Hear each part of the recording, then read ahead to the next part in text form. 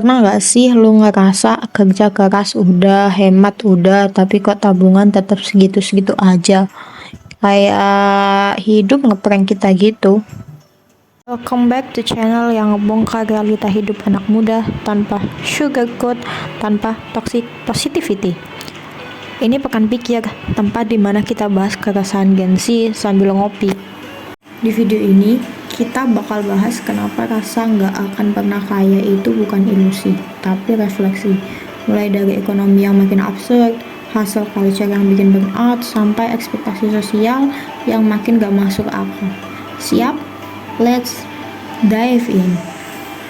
Pertama, kita mulai dari angka. Menurut data BPS 2024, generasi usia 20-34 tahun punya probabilitas 4 kali lebih tinggi untuk nggak punya rumah dibanding generasi orang tua mereka. Gaji stagnan, harga properti melonjak. Belum lagi pengangguran terbuka di kalangan fresh graduate yang tembus 19,5%.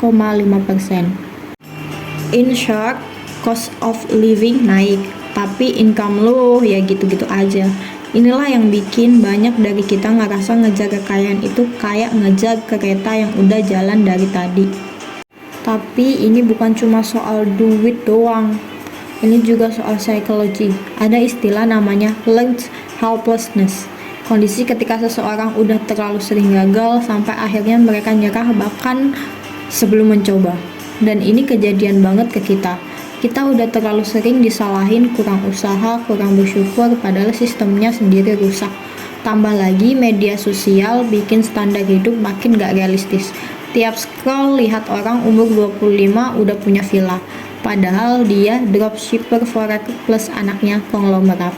Lu lihat temen lu kerja di startup keren, tapi tiap bulan minjem duit buat makan. Ada juga yang buka usaha dari hasil pinjaman online, terus burn out karena dikejar cicilan.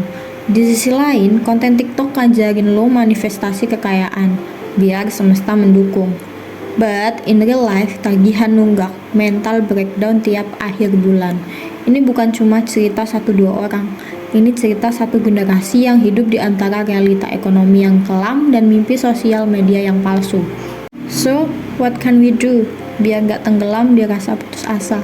Ini 4 hal yang bisa lo coba. Redefinisi kaya. Kadang kita nggak miskin, cuma standar hidup kita yang ketinggian karena sosial media. Kedua, bangun cash flow.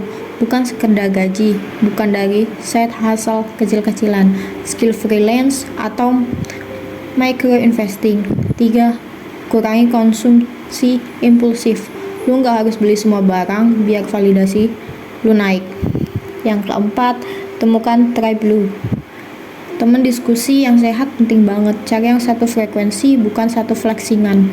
Kalau lu ngerasa relate, jangan lupa like, share ke temen lu yang juga lagi struggling, dan subscribe biar nggak ketinggalan episode selanjutnya. Sampai jumpa di episode selanjutnya. Jangan menyerah dulu. Kadang dunia memang kejam, tapi kita masih bisa akalin bareng-bareng.